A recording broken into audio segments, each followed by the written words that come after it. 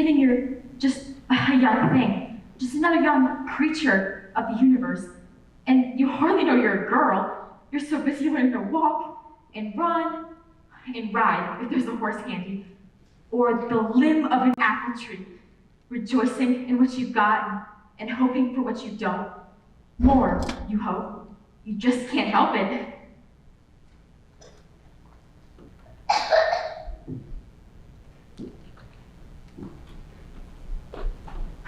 Christmas won't be Christmas without your presents. It's so dreadfully poor. I don't think it's fair that some girls have plenty of pretty things and other girls have nothing at all. But we have father and mother and each other.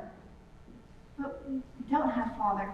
We won't have him for a long, long time. Well, there is a war on, and I think it's splendid of father to go on as chaplain, as he's not strong enough to soldier. And I wish I was standing guard outside father's tent this very minute, but I'm not. So be it. You don't have father, girls, but you do have me. And what we're going to do is make our own kind of Christmas. I suppose we could humor her. What? Humor me? You are father. No, but I'm to take his place, he said. Being father in this family has always been your founder's wish. No, it's not. It's a duty. A homemade Christmas, I say. A Christmas of our own invention. You wish your father because you want to be a boy. Well, so what if I do? And because you want any excuse at all to boss us. Oh, fiddlesticks, Amy. You call it bossing, but I know you want to do what I have in mind. The play we've been rehearsing, girls? Why don't we present it for Mother? Yes, I don't know. I'd say we're ready. If you know your lines, Amy, then we're ready. Well, I do know my lines. Well, all right. We'll have the play, and that's not all. I mean, I suppose we could act the play, but last Christmas we had oysters, cranberries, and presents all around.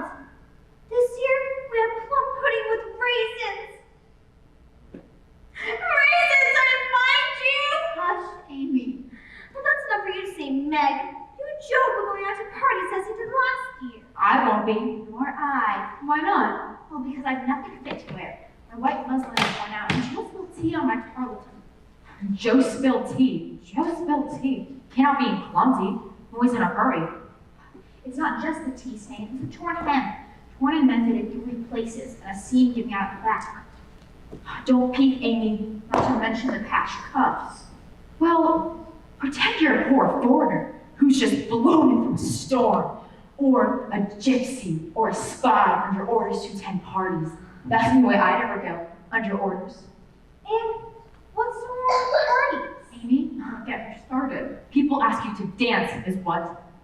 Boys. Yes, since you happen to be a boy yourself, which solves the whole thing. Because then you can stand with your back to the wall and frown down on everything. Which is what you do anyway. Do not. You do? You do, don't you, Joe? Well, but then you're out there on the floor, and they can step up and ask to dance with you. And you're hurt if they don't, disgusted if they do. And then you're out there dancing on the floor, and they're chomping all over the hem of your dress. Don't you mean you're chomping all over their feet? All right, yes, not the greatest dancer. It's a clothespin, Amy. If you're going to hang it up there in the breeze, you might as well wash a handkerchief and hang it. Well, if you can't dance, Joe, you could at least flirt. Flirt? Meg, you don't mean that. Because if you're going to flirt, I'm going to have to go to all the parties and stop you. Dance with a person, people start thinking things and saying things. But flirt, and those things might as well be true. Because before you know it, bad goes to worse, and some young man comes calling. Yes. And? Doesn't that hurt? Maybe a little. Amy, dear, I don't think that'll alter the shape of your nose. But I want to be extinguished, not flat and stumpy. Extinguished? The female face in every feature should be delicate and extinguished. Distinguished. Amy. Distinguished. Then some young man comes calling. And? Comes calling to try and marry you. The very worst thing. There, I've spoken it. I don't see why it's the very worst thing. Well, because then you have to mind your cooking and your sewing and be sweet and pretty, and every feature teacher extinguished, and then your adventures are over and your liberty is finished, and you might as well be dead. I know. I'm sorry, Joe. But Mommy married Papa. Well, that's different. They're a mother and father. Amy, you know she can't really discuss this. And don't worry, Joe. If I have to go bragging at a party, I'd really rather stay home. I wish I could stay home when I got nothing nice to wear. But yet, I must go out every day to school. Yes, you must. And school is not a party. I only mean it's good to be home at Christmas. I mean, what's the point sitting home every day? There's so many fascinating people and places. Nobody sits at home but me. I didn't mean you, Beth. Would you like to try school again, dear? I might. No, I simply couldn't bear so many faces. You're not lazy. You're bashful, Beth. And you don't really sit at home. You work very hard. As hard as Meg or I do. You play the piano and you play it wonderfully well, which is beyond me. And it takes you to all the really good places, doesn't it? You and I go to all the really good places, don't we? To the Beowulf and the Mead Hall, and the Legends of the Days of Yore. And the Bloodthirsty Grendel. Yes, or to fairylands. I'm going to write you another story, and when I'm done, I'll have a whole book. And the story begins. Long ago, far away in a distant land? Yes, and one of these days, I intend to take you on a real adventure. Not just in a book or in music, but a real pack-up-and-go journey far, far away. Do you really mean it, Joe? Yes, I do. I'll take all of you. Now, how's this? A Christmas present. Who's it for? There weren't to be any presents. It's for me, isn't it? Amy? Well, I'm the youngest. Where did you get it, Joe? I bought With what money? it. Well, the only money I had, Your Christmas dollar? You spent your Christmas dollar? You were supposed to spend that on yourself. Well, I did. I spent it to please myself. Well, then, it's not for me. I don't believe it's for any of us. Nobody in this room, because you'd give it to them privately to make sure they're not jealous. And it's not for Aunt March. Horrors, no. I think Ive gets who it's for. So have I. It's not for that Mr. Old Lawrence's boy, is it? I know you like to watch him ride horse. I would like to meet him, yes, but I'd hardly give a present to a boy I haven't met. You're thinking too far afield. It's for Marmee. Yes, it's for Marmee. Christmas isn't all plum pudding, and we ought just for Marmee that we know it.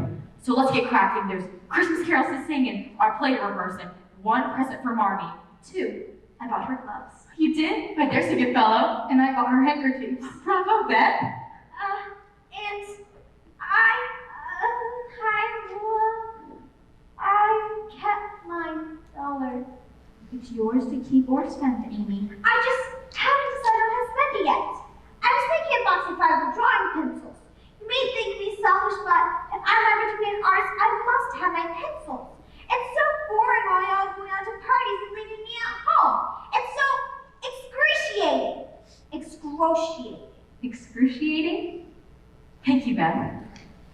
It's yours to keep or spend. Home. What a glorious smell from the kitchen. It must be the pudding. Hannah, how's the pudding? Don't shout, Joe. Oh, I am hungry. Rehearsal! Rehearsal, everybody! The Witch's Curse, an operatic tragedy, or rather, that is to say, a Christmas opera! What has Christmas to do with it? I'll have to work that in. Hannah, what are you cooking? You saw everything that went into it, dear. It can't just be the pudding. It smells too delicious. It's what we have, thanks be to God. Hannah, could you come watch your rehearsal? The victory scene isn't right. I mean, a great lady has fainted and all that. It's supposed to be shocking. So, Act 2, the curtains fly apart. A bell sounds. The gloomy castle, there. The forbidding tower, here. The beautiful Zara stands in the tower. Beautiful Zara? Zara! Amy! Yes? Remember, stand here. And by now you've already descended the tower. I'd love to and- help, girls, but I have to watch the pudding. It's all we have, so I want it to be perfect. How soon may we eat it, Hannah? Happens not till evening. Now you stay out of the kitchen, Amy. Don't worry, Hannah. She's needed here. Put your mind to fainting, Amy. Oh, Zara! Beautiful Zara! I give you one chance or you die! I love you, Rodrigo! I'm not Rodrigo. I'm Hugo. Are you the hero or the villain? Well, which do you think I'm pointing a pistol at you? Amy, we're forming this tonight. Aren't you at all acquainted with the script? I know my line. Well, speak them then. Fine, let me get set.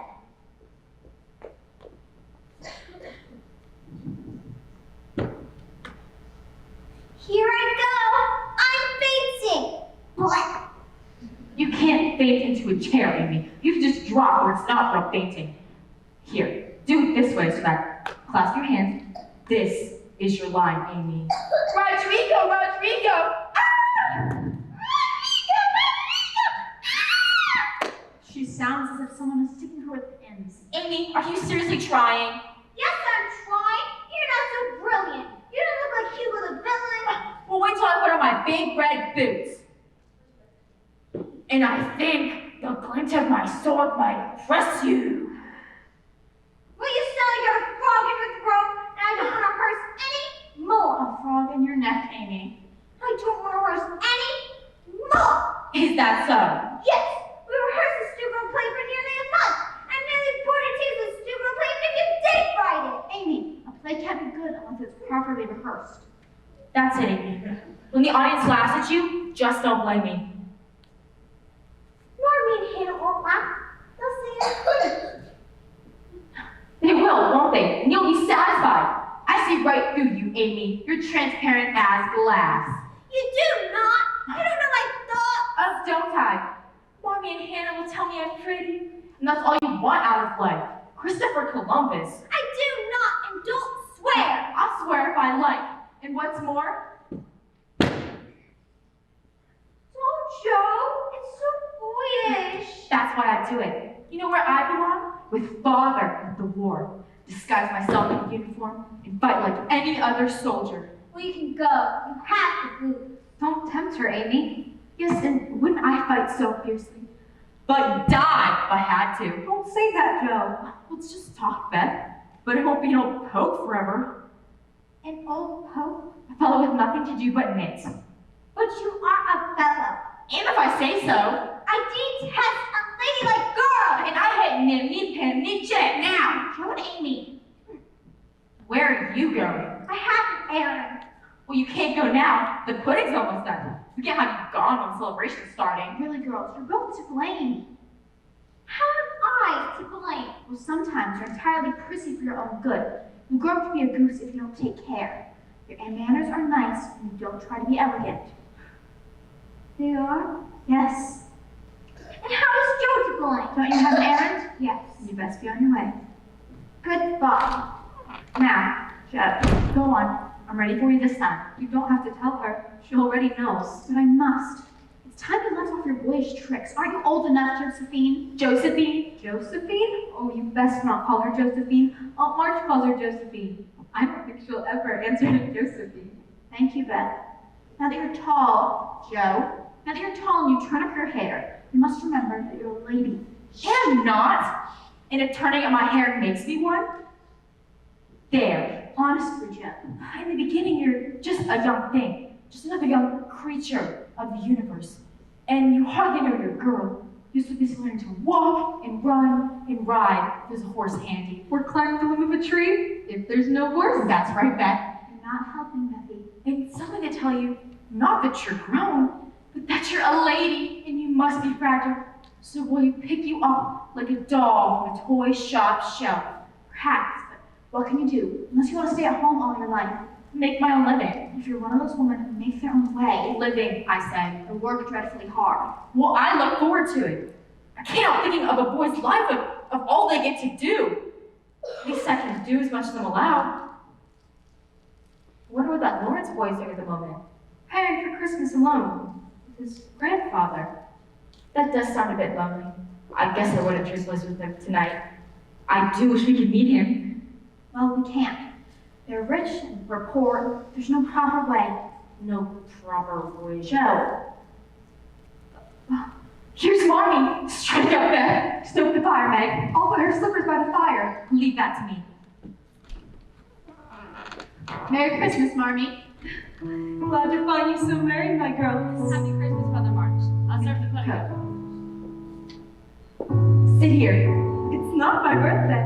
No. If you say so. You'll see. Now, where are my slippers? Just you wait. Where's Amy? He's on some mysterious errand. Here I am. Merry Christmas, Marley. Merry Christmas. And now, Joe. What is this? Slippers? New slippers? first Red Army issue. And from Meg? Close. Girls, how did you afford this? You know what we did. From Beck. Handkerchiefs. New handkerchiefs. I hem them myself, but the stitching's crooked. But done with your own two hands. Can't believe you each spent your Christmas dollar on a gift for me. And from Amy? It's a large bottle of cologne, not one of the small ones. I was thinking a box of fiber drawing pencils for myself, but instead, here. And see, it's the prettiest one of them all. Oh, really? Now, Amy. Pudding! Pudding! I'm truly trying not to be selfish anymore. Thank you, Hannah. We're coming. Now, girls, before we go to supper, there's something weighing on my mind that I must share with you. You know the Hummel family, Mrs. Hummel and her 5 children just around the corner? Well, I stopped in to see them on my way home, only to find all 5 of them and the newborn baby huddled together in the same bed to keep from freezing, for they have no fire. There doesn't appear to be any food there either. Well, I'm glad you told us before we began eating. Yes, we'll bring them our supper. Our whole supper? Mother March on Christmas Eve. I know, Hannah, but they have nothing. May we help carry the supper to them? Yes, we will. I'll carry the pudding. Great. And we'll take the firewood and just chop this afternoon. Let me push the wheelbarrow. Can you manage it, Ben? I'll help you. Well, this is capital, Marmee. So you see, if you and the young ones take pudding to the Hummel, that leaves me and Meg to set up for the play. Play? What play? We're putting on a Christmas play for you, Marmee. And what might the play be about? It's a new play, Marmee. Might there be a hero in this story? Might there be a villain in red boots? Don't tell her a word of it. Don't tell her the plot, Ben. You promise, Amy? I promise.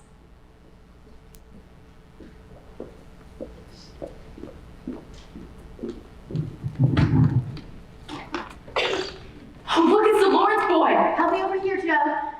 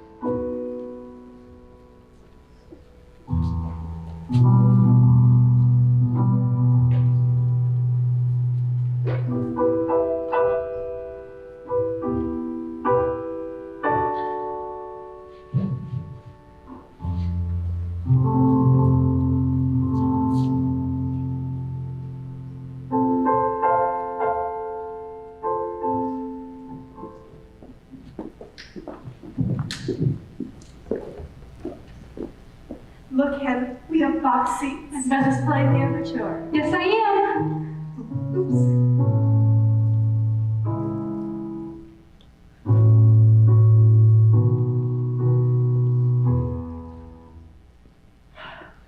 a lady named Beautiful Zara. I love her so much I would kill her, I would die. She loves a fellow whose name is Rodrigo. The witch is cursed on Rodrigo, I cry.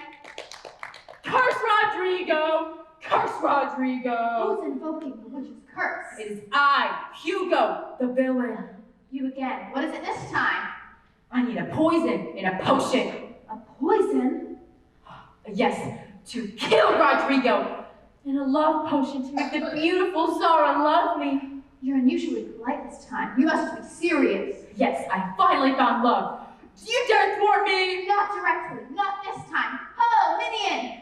Hither I come from my weary home, afar from the silver moon. Take this magic spell and use it well, or your powers will vanish soon.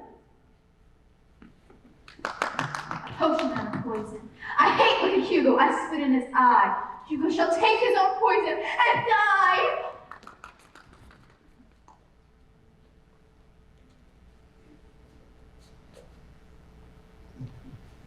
And may I present the beautiful Zara. Rodrigo, Rodrigo. Don't sing, Amy. You know you can't sing. Rodrigo, Rodrigo, you know I can't sing. Yes, and what else would you like to say?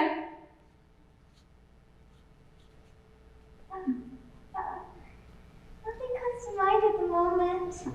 I must take the rest of the senior imagination. Intermission, ladies and gentlemen! Isn't Amy pretty? Yes, and Jo is so good, you can hardly tell she's playing both roles. But I want to sing. It's just a masterpiece. A masterpiece. You can't sing, Amy. Just speak your lines. Isn't it, though? But you get to sing. Listen, we're starting now. Listen to this now. Amy is going to sing. Amy made Jo. Let her sing. Carry on, Amy. All the way up to the top. This doesn't feel very sturdy, Jo. We're on stage. Everybody can hear you. Rodrigo, my hero. Zara, beloved. Rodrigo, my hero. Yes. Someone's coming to the door. Oh, I'll get it. Thank you, Hannah. Is everything all right out there in the audience? Yes, Jo, please proceed. Why, beautiful Zara, why are you locked up there in that tower? Has your father locked you up there? Because I don't have enough money to marry you? Is that the reason? Yes, that's the reason. Then shall we run away together? Rodrigo, my hero. I'll take that for your answer. Where do you think you're going? And you blackguard, you knave, you penniless rogue. Don Pedro, my father. I told you so. This is a sorry performance. Act as you're right. Wonderful. You see what comes next. I have lived a sad and long life, a sad, weary life for months and seasons and hours and days. A speech out of nowhere, Meg? Stay in character, Jo. All right, well, my word, look who's here. The end. Oh, dear Mr. Lawrence, our old friend. Miss Marsh, please excuse the intrusion. We heard you gave your supper to the poor, so I wonder if we might be permitted to share. How kind of you. Girls, this is old Mr. Lawrence, father's friend who lives just across the way, and young Mr. Lawrence, I presume. Yes, my grandson and his tutor, Mr. Brooke. I do admire your boots, Miss March. Well, thank you, Mr. Lawrence, but I'm not Miss March. I'm only Joe. Well, I'm not Mr. Lawrence. I'm only Lori.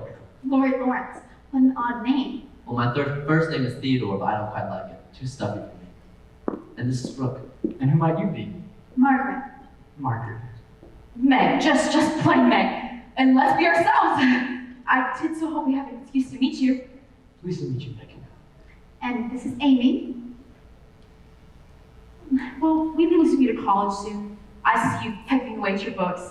Not for another year or two. I'm only 15. Why, so am I. I'm glad you'll be rushing off then, now that we've met. We had to. You all seem so jolly. I'm sure we could stay away forever. Wouldn't it be capital to have you as a brother?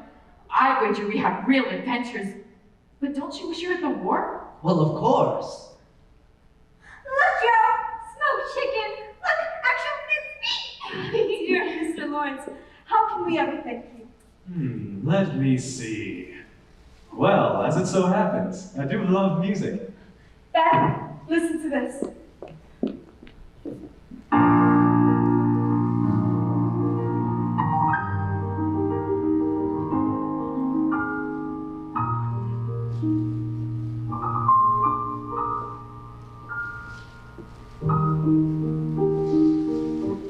I certainly do love music.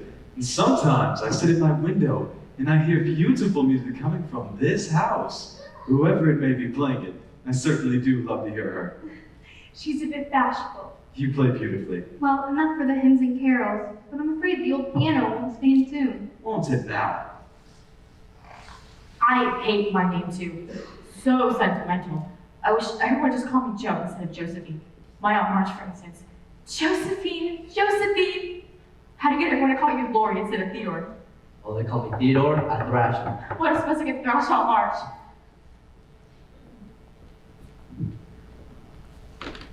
Merry Christmas, Aunt Mark. Good evening, and yes, Merry Christmas. Aunt March, what a surprise. Well, I heard you had no presents, and so, well, I came. Oh, I see. There's apparently no need. You seem to do quite well on your own. Well, actually, our very kind neighbor, Mr. Lawrence. Yes, we are well acquainted.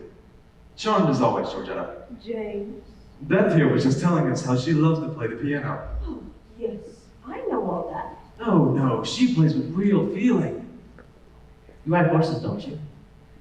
Don't ask her that! Yes. Don't tell her that! Hush, Amy. If you want a real lady, there she is. You ride horses, don't you? You know I do. Josephine, come here over to me. Whatever are you wearing? Is this what you call your Christmas best? Georgetta, you must sing for your supper. Beth.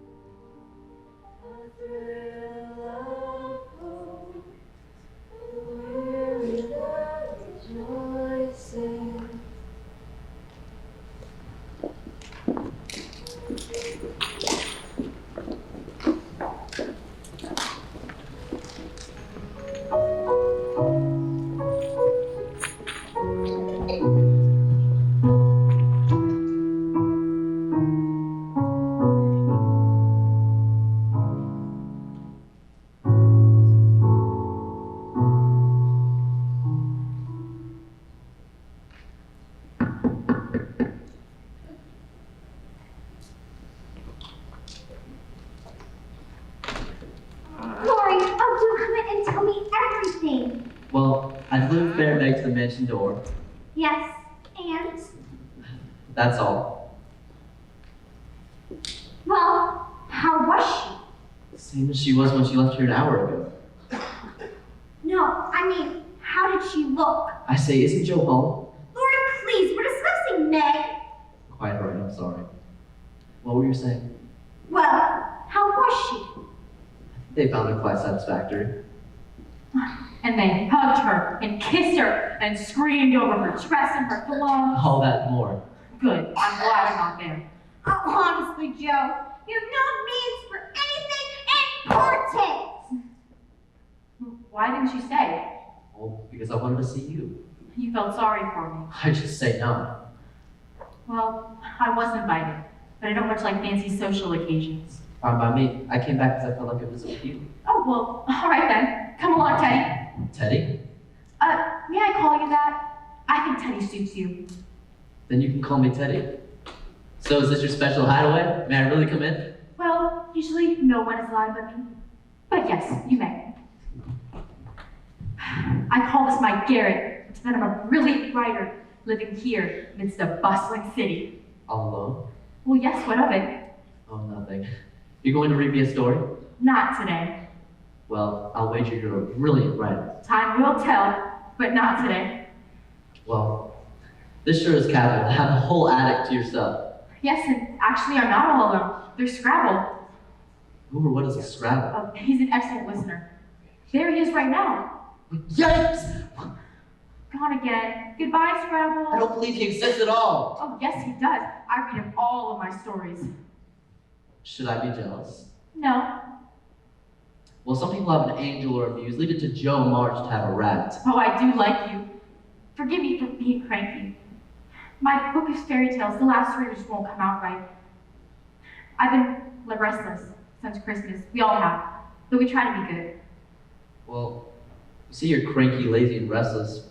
Perhaps you try too hard or in the wrong direction. What I think you need is an actual wickedness, Joe. You should take him smoking. Watch your tongue, Teddy. My word, no one speaks to me as you do. Good. No one dares. Well, I think I'm about to be sent off. Yes, you are, because I want to write. Well, first I want to show you something. What do you see? Birdhouse? It was a Purple Martin house, but I cleaned out cubbyholes for each of us. Look, Amy, Beth, Meg, and me and you. So if I can't see you guys constantly, at least we can write. Oh, how brilliant! That's positively literary. Now you are about to be sent off because I want to write you a letter.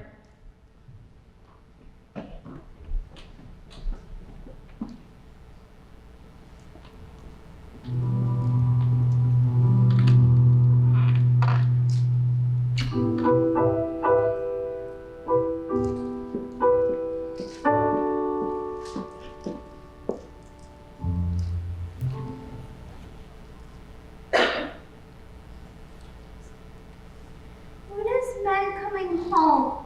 You asked me that half an hour ago, darling. Do you remember what I said? She's not coming home until tomorrow. That's right. But that seems like forever! And the good fairy said, I won't leave you money or pretty dresses, but the will to seek your own fortune from your own efforts. Signed, Josephine March. There we are, all done, Scrabble. Scrabble, show yourself. All right, don't show yourself. Now, watch this. This book is all done and nice. I don't need any chew marks on the binding. Listen, everyone, I finished my book of fairy tales. Why, congratulations, Joe. It was just make-believe, Lori. Make believe? Yes, that's all it was. You're free to go home now. Oh, Meg, you're home! I missed you awfully. I was only gone for a day and a night, you mean? Home early, Meg? Yes, I've had a beastly time. Can't believe that was a beastly time arriving, Meg. Well, you should have seen her there at the party. Lori, She bats her eyes, she curtsies, she fends her low, cut gown. Meg doesn't own a low-cut gown. And what was that sparkly stuff in your glass? Was it just ginger ale? Oh my good sir, nothing but ginger ale. Then may I have a sip? No, better not. Hush now, Lori. You're giving us a worry. No, I assure you I'm all admiration. Well, how was the party, dear? It was very nice. You might even say perfect. And there was crystal, caviar, and even a 12-piece orchestra. It was beautiful, and the food was divine. Oh, and the dancing. Why, you should have seen Meg at the party. Do you realize that she knows all of the dances? Even the wild ones. Lori, I danced when I was asked, but I'm asking yourself. You hardly need a teacher. You dance expertly. So why shouldn't I? Here, here. What would you like to have seen? Would you like me to stand in a dowdy frock with my back to the corner staring out at the festivities? That's it. Meg the freak from the bookish, poor, eccentric family. Oh, Margaret. I'm sorry. In fact, I'm awfully glad to be home. No, I'm the one who's sorry, Meg. I'm glad you had a good time, even if you weren't quite yourself. I'll push off now. Thank Grandfather next week for tea or something. It's quite all right. Thank you for fetching me home, Lori. Goodbye then. Bye. And Joe, check the post office tomorrow. There'll be something for you. Are you really ashamed of us, Meg? No. Marnie, I think it's best I fess up. What Lori said was true. I romped, I danced, I flirted. You wore a low-cut gown? Yes, I did. Really? Amy, please.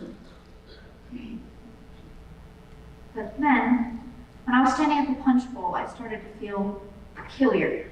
Like I couldn't quite remember who I was. When the gossip started, I wished with all my heart to be home. I'm sorry for the gossip, Mother, but I didn't invent it. I think it's best that I tell you what was said as to get it off my mind. They said you have what they call plans for us and Lori.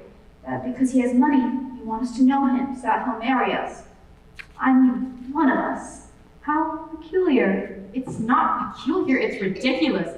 So that's to say, in society, you don't have any plans for us, Marnie. Oh, wait till I tell Lori, won't he I'd shout? rather you not tell Lori. Joe, have you had no pride? Well, I imagine I do. Of course she won't tell. Well, we'll just march on and marry him, won't we? And go on to our cooking and sewing, and adventure will be over, and Lindy will be at an Who end. on earth are you quoting? Joe March. I see. Listen, Meg, shall I tell you who you are? Yes. You are the daughter of a family not rich enough nor inclined to follow fashion. But you'll be your own woman soon, and I suppose you need to satisfy your curiosities about the world somehow. What does she have to do with her low-cut gown? Why? Though I can't approve of a low-cut gown, I don't see any serious harm done. And as it happens, Joe, I do have plans for all of my girls. Would you all like to hear them? Yes, please tell. I want my daughters to be, let me see, accomplished, good, to have a happy youth, to be well and wisely married. Or to be splendid old maids? That's right, Joe. And either way, to be cherished and admired, to be ready for duty but capable of joy. My dear girls, I am ambitious for you to make your mark on the world, but not marry rich men. Beth, shall we see about tea? Meg, did you really flirt? I tried. I don't know if I succeeded. Promise you won't go all silly on me and go blank and hide at the window for some young man and forget who you are? And forget me? No, no. Promise? I think so. Promise. I think so. Say yes. Say definitely yes. Oh, yes.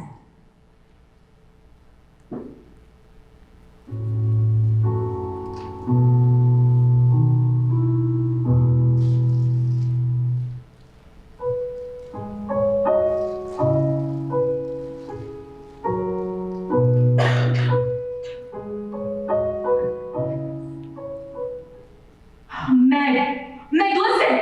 From Lori. Oh, that's my kind of social occasion. Request your immediate reply, Meg! You needn't shout. We're standing right under your mouth. Nose, Amy. For heaven's sake, what is it?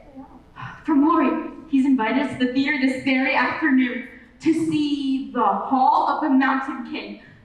I've already taken care of it. And nobody shall worry because I've already told your mother. And it's here in effort, yours ever, Lori. What shall we wear? Well, wear what you've got on. We're not the show, we're the audience. Well, since it's the matinee. So you're just gonna leave me and Beth at home while you go off with Lori? But I want to be at home. Oh, Mr. Lawrence sent me over to piece for the piano. Oh, please let me come with you. Else we'll be fussing, repeating over the piano. We can't do it because you're not invited. You can't go, Amy. So don't be a baby whine about it. I'll bring my ride money. And Lori will say yes when you know just how bad I want it. Suppose we bring her. I don't believe Mother will mind. Mother grew up well. Well, if she goes, I shan't. and I find it very rude to go and drag her along after Lord invited us and only us. Meg wants me. Well, we can't have her sitting off someplace alone in the theater by herself, can we? And we can't allow Lori to give her a seat, Meg. It isn't proper. Since when did you care for anything proper? Lori's at the door, Meg. Fetch your gloves if you're coming along. You're gonna have to wear your gloves too, Joe. All right. Oh, Meg. I spilled lemonade on mine and it's spoiled, and this is dastardly, Meg. Here, take my good one and wear it. Take the other one and crumple it up in your hand. That's fashionable, I hope. It's a fraud. Perfect, if we're going to the theater. Right. What ho, girls? I'm coming too. I got my ride money. Lori and I have nothing to do with it. Meg. Not this time, dear. But I shall go. Oh, fiddlesticks, Amy. You'll be start this Joe March. See if you want.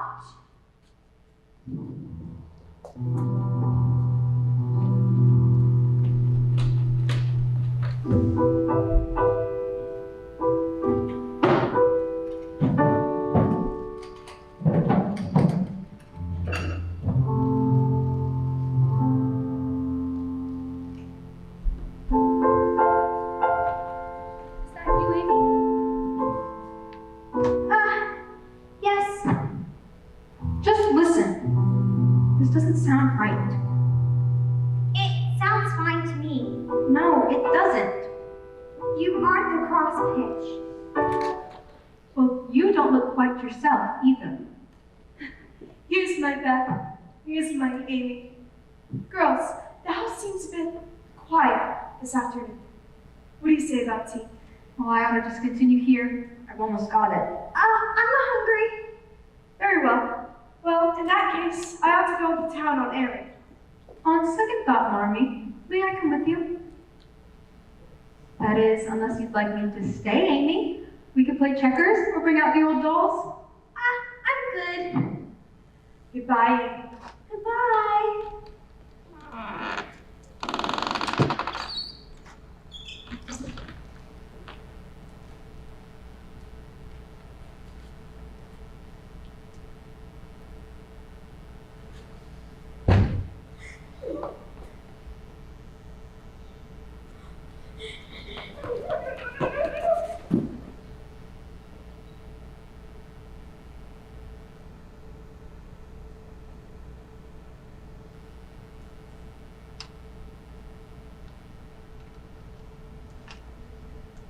Good evening, ladies and gentlemen. We will now be having a 15-minute intermission. Please don't hesitate to stop by our concession stands or our boosters booth. Enjoy the show.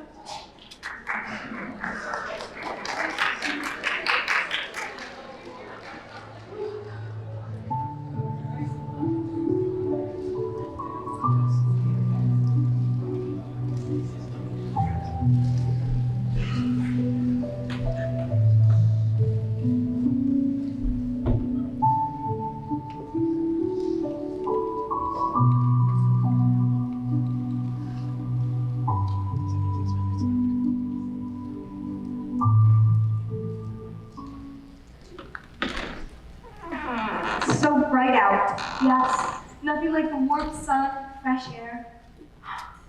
What is it? Marmee, the piano. Oh, my word. Was it brought by fairies? Do you think it's real? Why don't you go and find out? I'm afraid it might vanish. There's a note here, Becky. It's to you. Will you read it to me? Glory be, Beth. It's yours. Mine? Oh, it's such a lovely thing to look at. I can hardly believe it will play. Go ahead, Beth. Go ahead.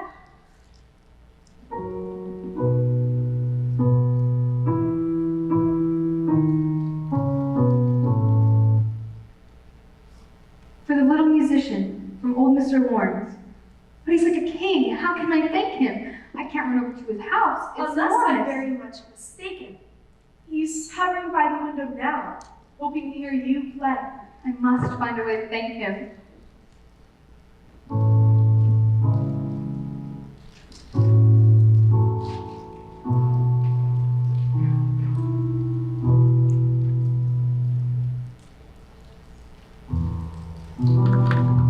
What a treat, Teddy. You're a trump.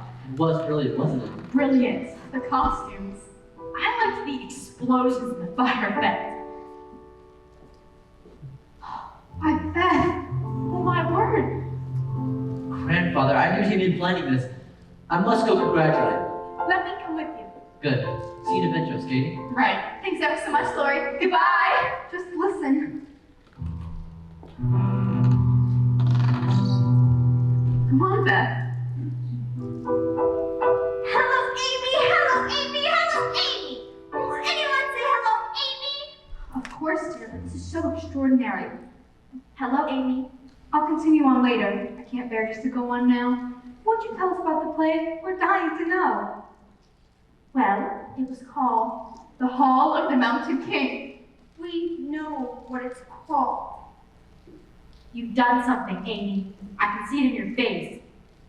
You think you can see right through me. You think you know everything. You think you know the world. You turned my drawers out, haven't you? Well, first, the prince and the princess come on in satin robes. Yes, and then some little elves, all in green. It's not my drawers, not my clothes, not my hairbrush. You didn't go up to the garret, did you, Amy? You don't own the house. Other people live here. She wouldn't dare. Amy, you didn't mess about in the garret, did you? A prince and princess and elves. What else?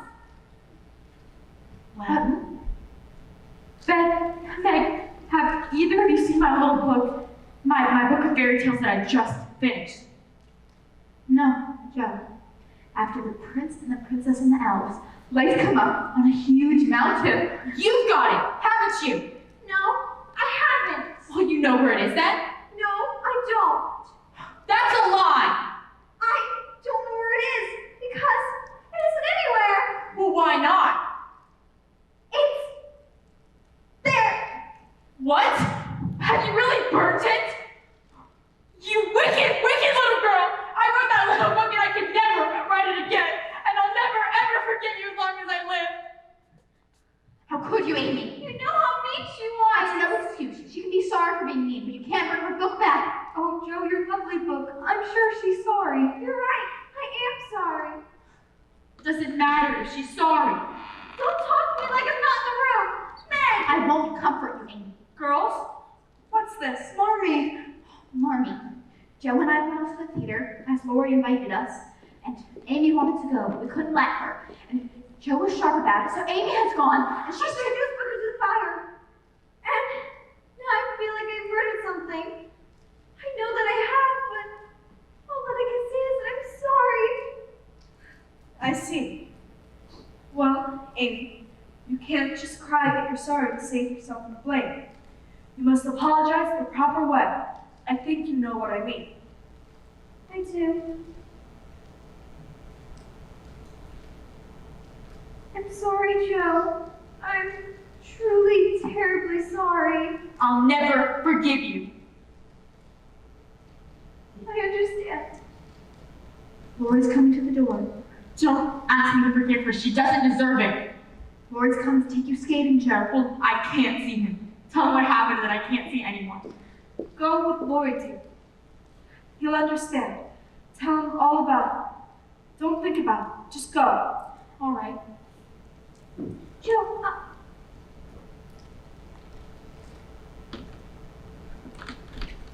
I shall go too. Amy, do you really wish to make things worse? I want her to see me. I want you to know I'm not invisible. Give Lori a moment to cheer her up first. I'm going. Amy!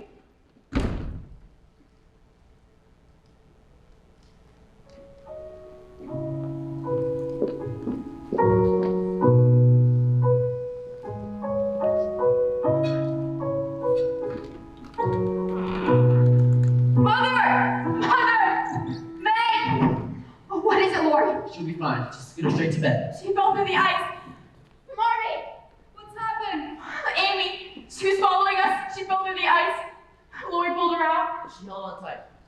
She really all right? Yes, dear, she is. In fact, she wants out of bed already. Lori did it all. I skated far ahead, though I knew she was behind us. And if she did that, it was my fault. It's my horrid temper. I know, dear, I know. But you can't know. I'm worried about something horrible someday to spoil my life and everybody will shun me. Joe, dear, you think your temper is the worst in the world, but mine used to be just like it. Yours, Mother, why, you are never angry. Well, I've been trying to cure it for 40 years and have only nearly succeeded in controlling it. I am angry nearly every day of my life. You really are, aren't you? You squeeze your lips really tight together. Oh, do I? Yes, you do. Well, I've had a hard time with it, Joe, and I've shed bitter tears over my failures. But you must have some sort of secret. I don't think I do. Well, perhaps one, but it's a mystery. What? Well, just that. It's a mystery. What makes people do as they do. Myself, sometimes so bitter, but at other times, able to control my temper. But when I contemplate that, it makes it easier to forgive. You mean grace? Yes, and I mean life itself. It's mysterious what makes people do terrible things, petty things, things that annoy, things that should never be allowed. I find I must allow them. But often I don't understand. Will you understand one thing? That it's better not to explode. Yes, and I'll tell you what I understand. I understand you, my dear. You do, don't you? Did you notice, by any chance, the bit of warmth in the breeze this afternoon? It must feel the springtime now. Here comes Amy. Let me go! I can stand!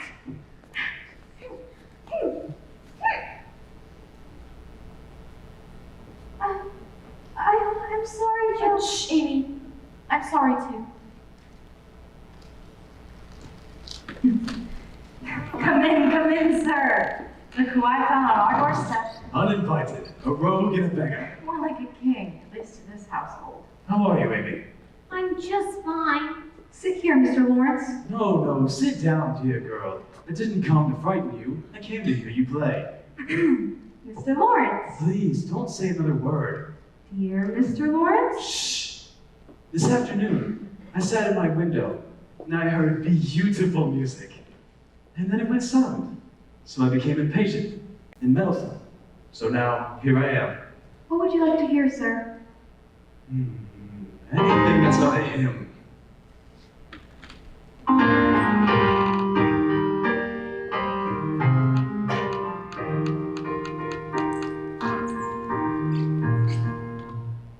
Very nice. The human spirit does need nothing more than hymns. How very kind you are. Is that our Beth?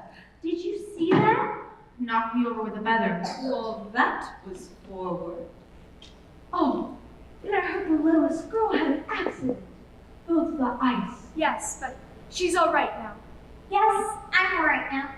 But to fall to the ice, oh, that must be very frightening. Was no one watching you? Yes, it was dreadfully frightening.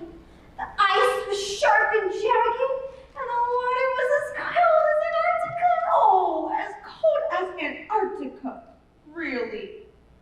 I believe she's recovered.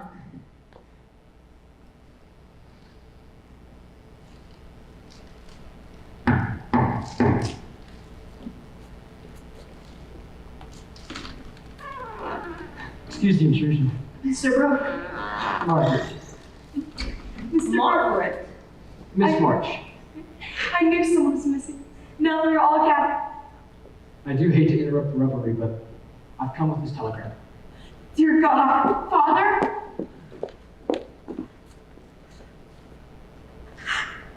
It's Father. He's very sick at the front. I must go to him at once. Oh no, Father. Let me see it. How shall we afford it? Shh, Joe. Quiet, girls. Let me think. No savings? No, I thought not. Nothing set aside for a rainy day. I have to go and get something. Don't let Mommy depart till I'm back. Well, where are you going? I have to go alone. Haven't you ever done self-sufficiency? But of course you aren't to worry about money. If there's any call for money, James, I shall be the one. Georgetta, surely it's such a At time. such a time, there is family pride. They are my family, if you realize. Even if the resemblance is not apparent. Aunt March, you are so very kind. At any rate, Miss March, please allow me to accompany you to the station. We can take my carriage. Sir, if I may be relieved of my duties, let me go instead. Yes, dear Mr. Lawrence, thank you, but I would feel so much better with you here just across the way to keep an eye on my girls. So be it. Thank you, Mr. Brooke. Well, perhaps the girls could stay with me. I mean, my house is fairly large, many valuable items. Aunt March, you are so very kind. Amy? If you tell them to be kind, they will be kind. Or maybe just some of the girls, one or two. Aunt March, you are too very kind. Or maybe just one small pretty one with lovely manners. Aunt March, you are truly very kind. But I fear it may cause jealousy and resentment if you just took one of the girls and couldn't take all. I fear it's not practical. No, I fear not. Their kindness, however, will never be forgotten.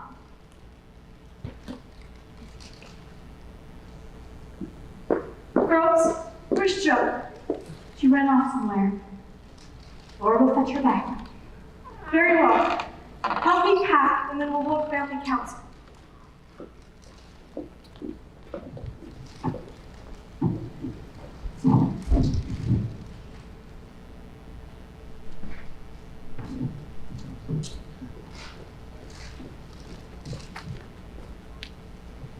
Some extra shawl, an undershirt, a handkerchief, and things. You won't be here. You're always here, and I will miss you. You mustn't give us a thought, Marty. We'll carry on. Don't follow me in unless you want to take the blame. Never mind the blame, I got to see the reaction. Amy at least is sure to faint. No one's going to care. Once you get used to it.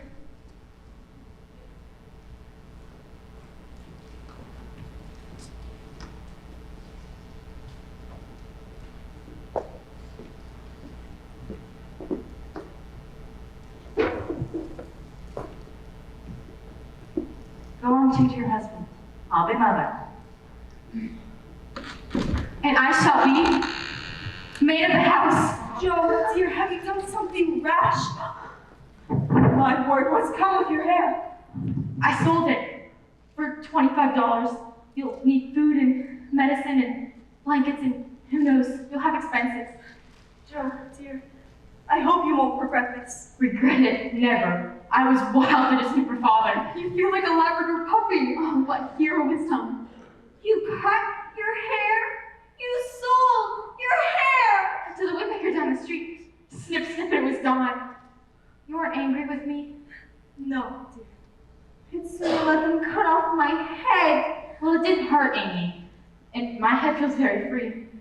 But your hair was your only beauty. Oh, I wouldn't say that. Well, who's asking anyone? Mommy, you've got to get to the train. Yes. Girls, you'll all be good while I'm gone. You will all be well. We'll be gilded angels. We will. We will.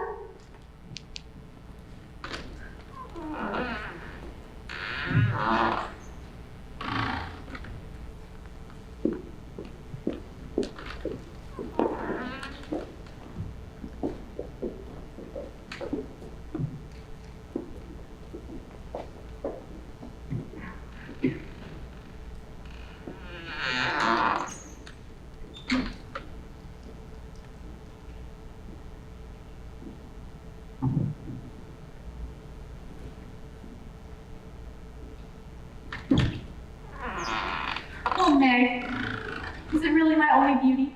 No. Well, what else do I have? Well, you have nice hands and lovely eyes. That's what they say when a girl's a little homely, isn't it? Nice hands and nice eyes. Joe, you have fine and strong features, and you have your mind.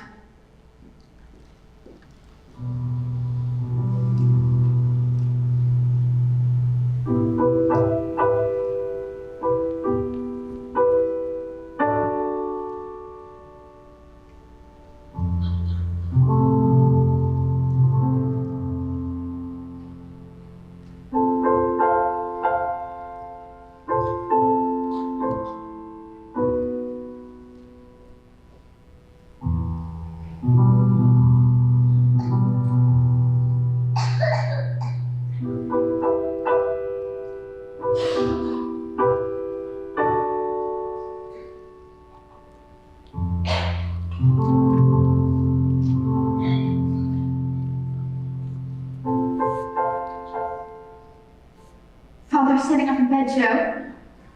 Good, He's definitely better. good. The danger's almost past, she says. Joe, stop sweeping that floor. You swept twice today already. You're right. And I miss you all. Thank God. And John Brooke for his constant assistance. John Brooke. We've been gilded angels for more than a month. I've dusted, scrubbed, darned a million socks, and I need a change. Don't you think he's kind? Who? Mr. Brooke. Well, why shouldn't he be kind? He's done so much for us. Yes, and That's all. the chores really are all done, aren't they?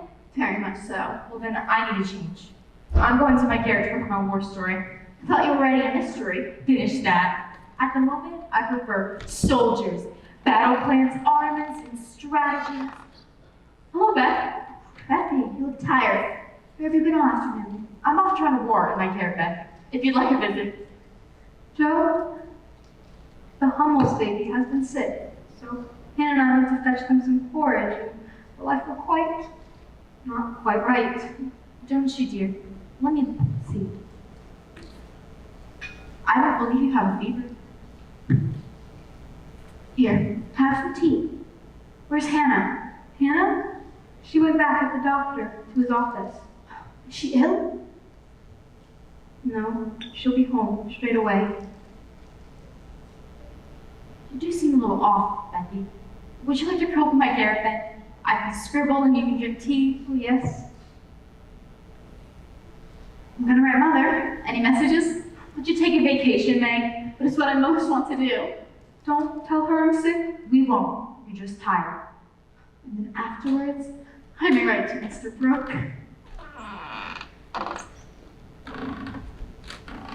Do you mean Mr. John Brooke, my tutor? Is he the Lori. one you're writing to? Lori, At your service. don't eavesdrop. Weren't you talking to me? You know I wasn't.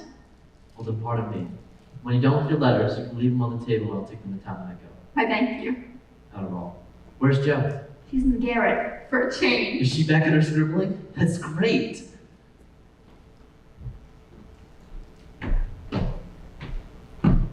Shh. Beth's not feeling well. Scribbling, are you? Having fun? I'm on holiday. Self-quickly. Fun forever, no grubbing. At least until tomorrow. By the way, I saw you in town today. And I saw you. What were you up to? Secret. I've got a secret myself. Oh, do tell. You first. You weren't playing billiards, were you? Can't believe you'd be so stubby as to preach against billiards, Joe March. Well, I don't see you wasting your cleverness on something as empty as billiards. When we are discussing billiards, we're discussing secrets. I'll tell you mine if you tell me yours. Well, you know the mystery story I just finished?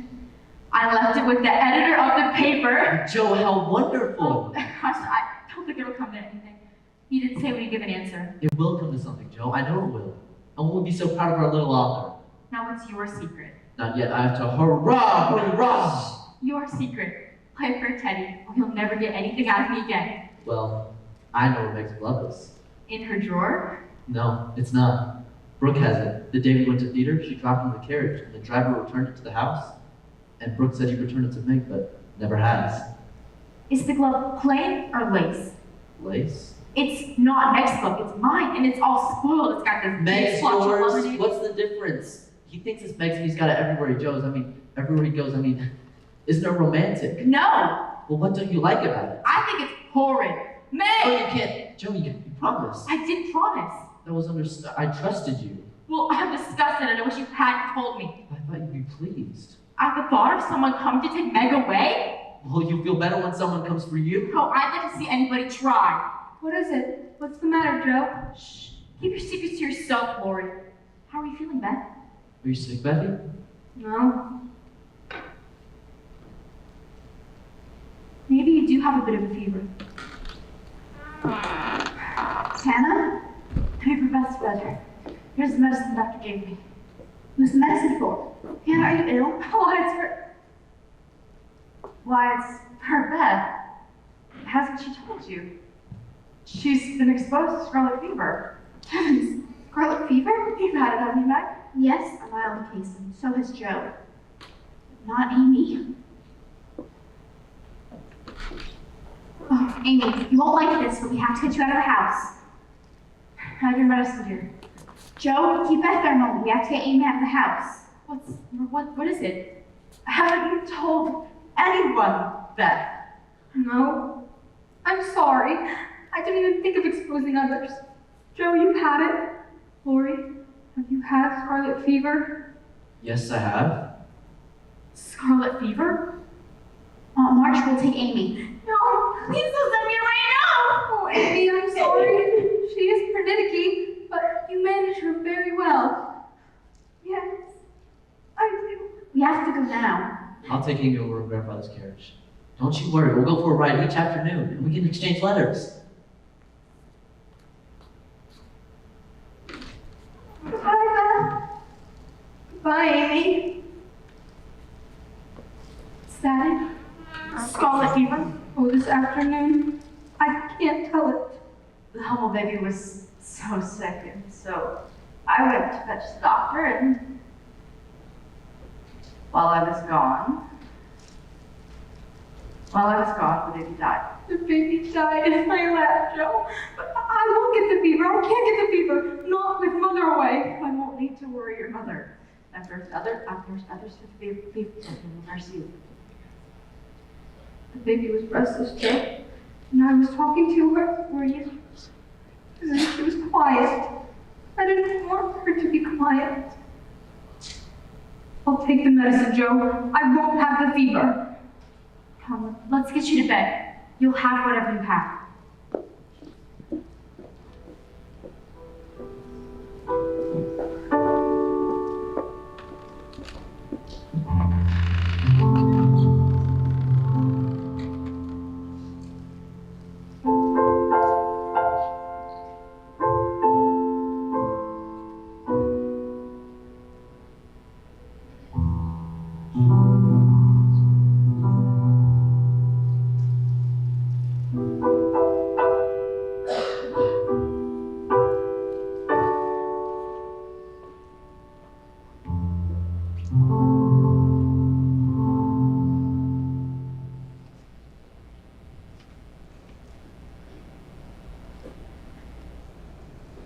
Joe? Yes, Beth, sleeping. How are you feeling? Meg, she's awake. Any better? Would you like me to read to you? I wish I could see Amy. So do I, but if she comes by, she'll be too tempted and have to come in. So we'll have to be content with letters for now. Letters. Beth, one for you. Joe, for you. Me, and 3 for you. Thank you. Jig's almost up. We're in for a laugh now. We could use one. What are you plotting? You'll soon see. But first, I have a message from Amy to all of us. Beth, you've impressed Amy with your fever, even though you haven't impressed me. Teddy? I'm serious, Beth. I'm not impressed. I want to see a different show. Show me Prometheus stealing fire from heaven. Show me Grendel dragging Mabel down to the watery depths, getting his arm torn clean off. That's better a comedy now. Show me Cleopatra driving her herd of elephants. Come now, Teddy. Show us what you brought. Well, what I have here is Amy's last will and testament. This is serious. She sees that sometimes the good die young, and life is in earnest and tragic. Put on a serious face, you clowns. I, Amy Marsh, affix my last hand and testament to being a sound and sanitary moment. Sanitary? Oh, yes. Do wish to dispose of all of my earthly property should I meet an early and untimely end. As follows, viz. to wit, namely, there's an enormous list. Who would guess little Amy had so much property? You, Joe, get her inkstand, even though she knows you did lose the lid. Beth, you get her doll collection, even though she acknowledges some are broken. Some, most are broken. And some not quite sanitary. Furthermore, if I should die untimely, I wish to be remembered as a great artist. Even if I haven't yet produced my masterpiece, remember what was in me. There, she has me shedding a tear, that we won't have her to plague us for many years to come. Wait, there's more. I, Amy Marsh, affix my hand to this, my last will and testament, and hope all will not blame the dead. That's wonderful.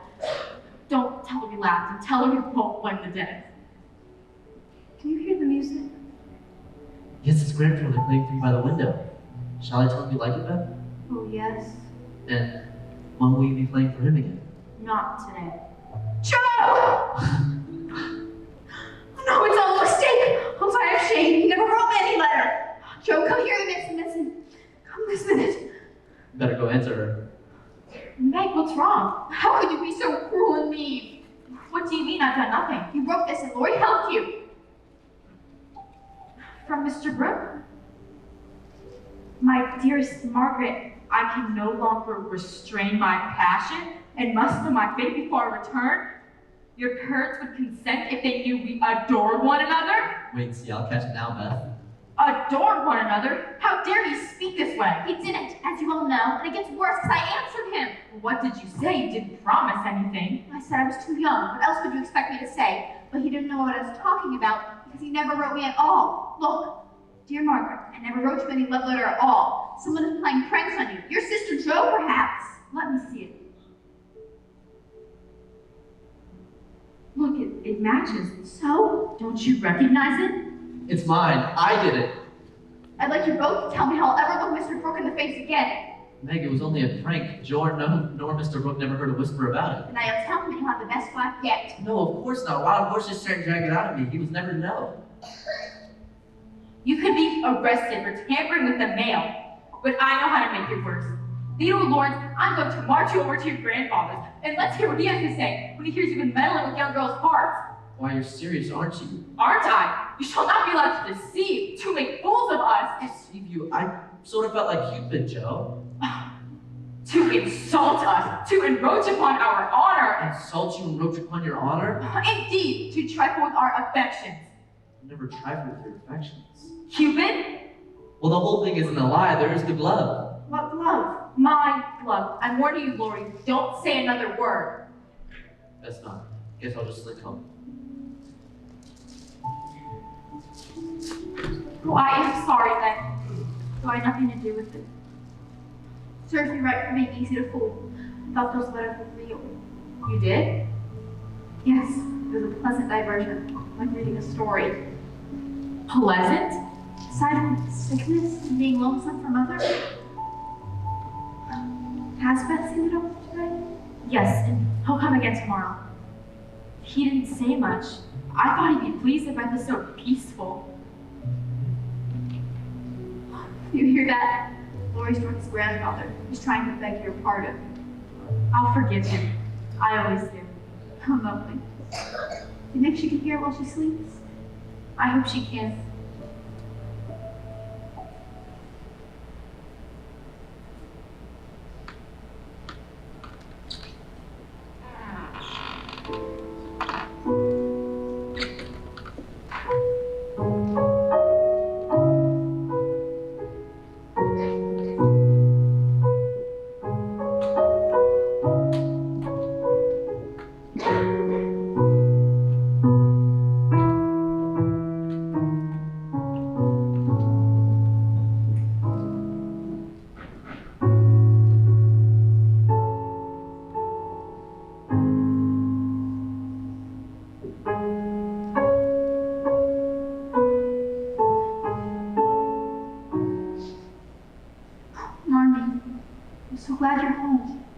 came the instant I got your telegram.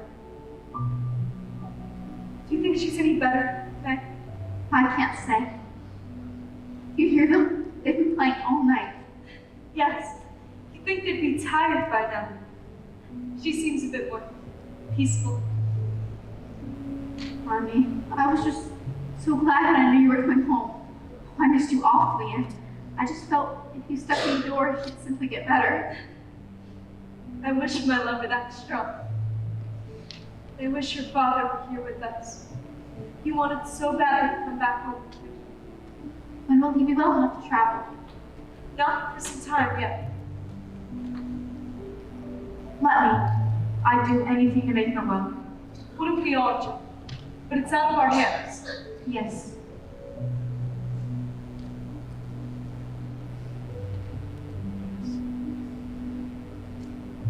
Army? She's fallen asleep. May I close my eyes a minute, Joe? Please do. I'm quite awake.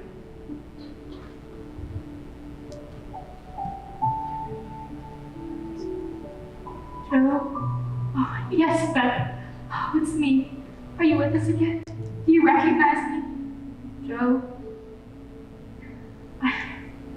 Oh, Beth. Just don't go. I miss you ever too terribly. And I'll love you ever so much more than before. Oh, Joe. And I'll miss? Yes? What will you miss? Oh, the piano. And the sun on the trees. You must fight. You must think of what you will miss. I'm going to miss you. No? Oh, don't say that, Beth. I'll be the stay-at-home daughter. Yes, I'll stay at home with father and mother, and you won't have to do anything, and it'll just be you and me. Just think of how nice that will be. Please. Shh, Joe, you're going to wake the others. But what about our journey? I promised to take you to lands far away, and I meant that. I can't. Please. I know you did. It's just I'm so very tired. There must be a place where we can go together. Somewhere with more sun and trees where we can be together. There is a place, but I think I have to go alone. Beth, don't say that. I'll even put aside my wildness and my silly scribbling. Just don't go tonight, please. Yeah. Lori and his grandfather are playing for you. Do you hear? Someone is calling me. Listen to the music, Beth.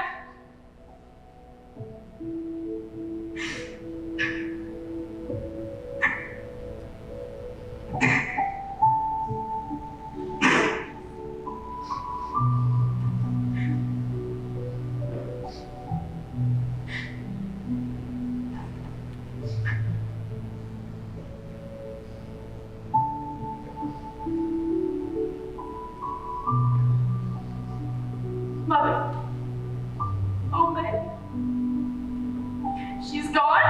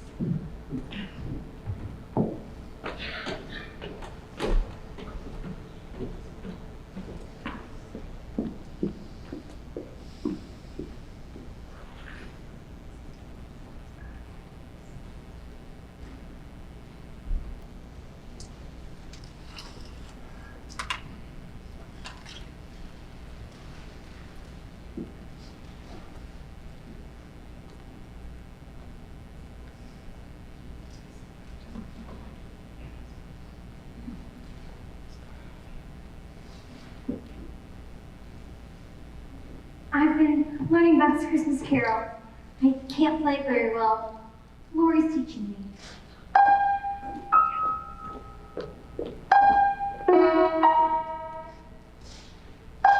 Amy, which is it that Father likes to eat? White potatoes or sweet potatoes? Sweet potatoes. Of course. But, Hannah, in his letter he said he won't be home till Christmas. Well, it's a mere 2 weeks away. I've cleaned his study, I've dusted all of his books. And look at this. Father's pipe! It's so nice and clean.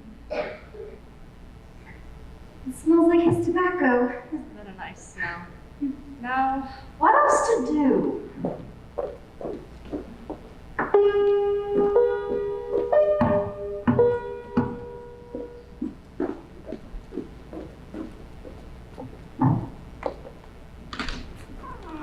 Mr. Brooke, you're home. Is Father with you? No. He sent me on ahead. It's his love and my love, and our extreme sorrow over that. Oh. How can we ever thank you? Is perhaps anyone else home? Yes, Joe is. Shall I call her? No, just tell them all I'm home, and I'll call again this afternoon. Of course. Thank you, Mr. Brooke.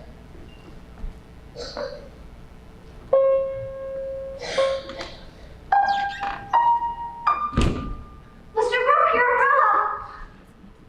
Who was that? It was Mr. Brooke. And father? No, he sent him ahead. Did he ask for me? No. Well, did he say anything else?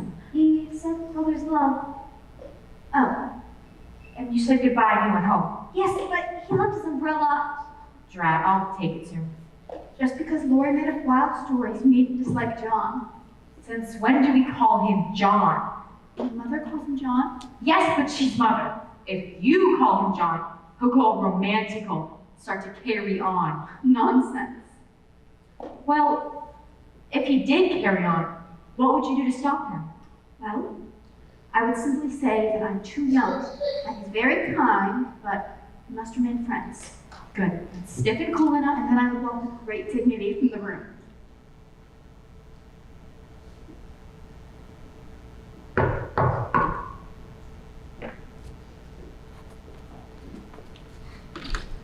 Mr. Brooke! Margaret, I seem to have left my umbrella.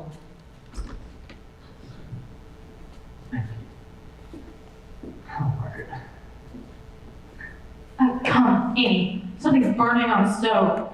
Remember what you planned to say. What did you plan to say? Mother would like to see you. I'll call her. I believe your mother isn't home. Oh. I saw her in the village. Oh. Are you afraid of me, Margaret? No, of course not. How could I be afraid of you when you've been so kind to Father?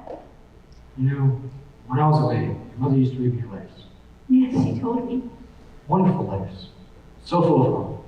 I took the notion that you thought of me already. I believe I did. We're all so thankful to you. How could I ever thank you?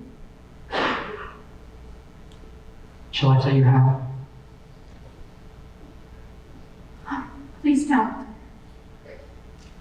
I only want to know if you care, just a little. You don't know.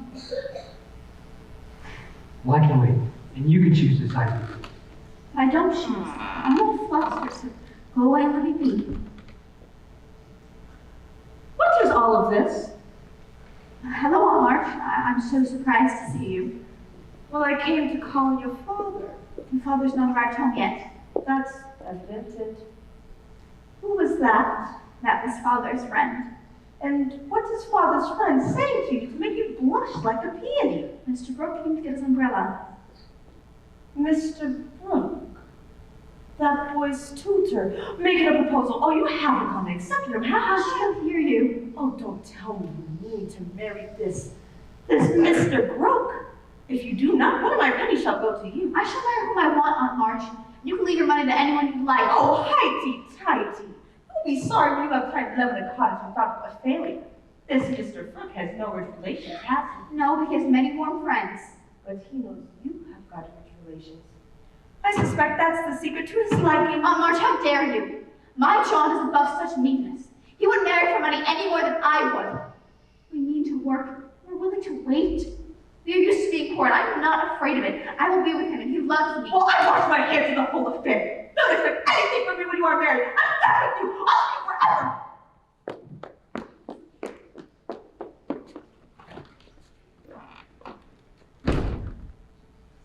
Thank you for defending me.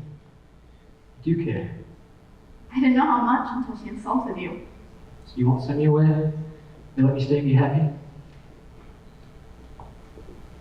May I? Yes, John? And shall we tell them all at Christmas?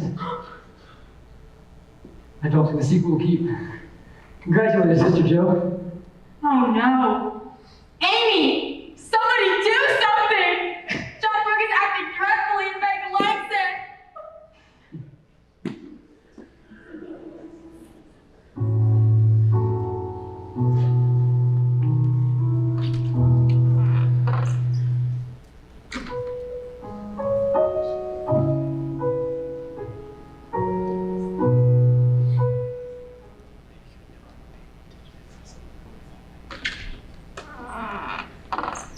Oh, it's going to be a romantic Christmas, Joe. A romp. Quite seriously, you must be used to it by now. You're just complaining out of habit. Am I? Put your book down.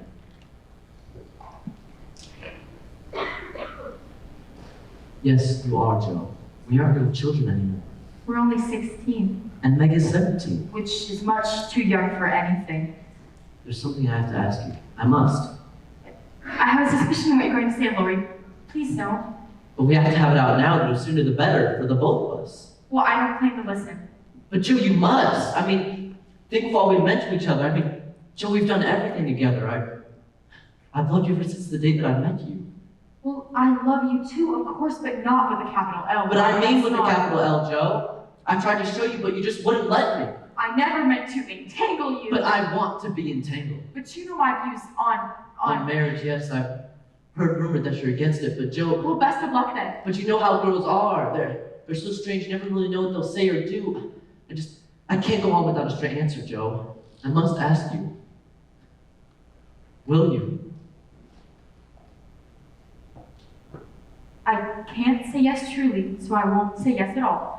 I love my liberty all too well, and not only that, I'd say it all. I have to stay home with father and mother. I promised Beth I wouldn't leave them. But Joe, that's not for you. Well, it isn't the only promise I made. I'll never marry. Yes, you will. You will love someone and you will live and die for him. I know you will, Joe, because I know you and that's you. And I just have to stand back and watch. Oh, I doubt that very much. Now, I've done my best, but you won't be reasonable. And it's selfish for you to keep teasing me for something that I can't give. I'll never marry you. And the sooner you learn that, the better for the both of us. So now we've had it out. Where are you going, young man? To the devil. Just a moment here. What's the matter, Lori? It's Joe. Sir? Just let me shake your hand. I've been wanting to meet you. It's March. Girls, there's someone here to see you. Meg, Amy, Joe. I've heard you're quite a fellow. I'll leave you your family, sir. Only if you promise to return this evening and help us celebrate Christmas. What Do is my it? best. Father! Father! Hello, my dear Amy. Let's look at you, Meg. Father! Father! Where is she? My lieutenant. Guess who's home, Joe? Father? Oh, Father, is it really you? You look absolutely well. And you look fierce and wonderful. Let's see what's left of your hair. Good grief, thank you for your sacrifice. Well, I don't mind. Army regulations. Well, you did pay for my medicines, you know. Now, how's my Joe? Well, I'm fine. I'm perfectly fine. I mean, how could I not be with you here? There's something. Well, it's just that it seems that everybody is leaving us. Oh, but here you are, Father, home at last. Beth's gone. Meg is going. Now I've sent Lori away. I can't help it, but I really can't marry him, Father. No, perhaps not. I'm too young. That's all. There has to be some other reason. What's on my Joe's mind? Well, I always meant to do things, you know, I never meant to marry. Well, that's a good reason to say no for now. What things do you mean to do? Oh, I'll clean the carpets, you know, and iron the curtains. Yes, and? And I'll put violets in the garden. Well, what about adventures? I'll have Hannah teach me to cook. What about artistic accomplishments? I could put roses in the bush. What happened to writing? I don't care for it. It's childish. Very strange. I don't know this young woman. Rather drudge, I say. Find the expression right. Old poke. Don't say that of me, Father. I just can't help it. What do you mean you can't help it, Joe? You can do anything you set your mind to. Really, you're trying my patience. Don't pay me any mind. I'll come around, you see. Just ignore me. Joe, something terrible is weighing you down. Come, fess up. Well, it's just that I told Beth, I promised Beth, that I'd stay here at home with you and Mother and give up all my wildness and my silly scribbling. I see. Oh, how did Beth respond to all these promises? She was too weak to answer. I don't like to remember it. Well, I will speak for her. Mother and father would take care of themselves. Birds were meant to fly to nest, and in years so you'll fly too. Why, if I was sitting at home with my mother and father, would I be standing here with my daughter Joe? No, I suppose not. You're growing up. There's no stopping it. May as well go ahead. Beth loved you, not just for your tenderness, but for your plans and ambitions. And as for your silly scribbling, why, Beth would call it writing. She loved your writing, Joe. Why, when I think of it, I suppose she'd always continue on. Well, then go back to your writing. I will. I'll go on and do it. I'll go on and write whole books and be a writer. Good, that's my Joe. Now we're all together. Dear nephew! Yes, we are. At long last, all together. I thought she was done with us forever. Well, she's not. You just don't understand her.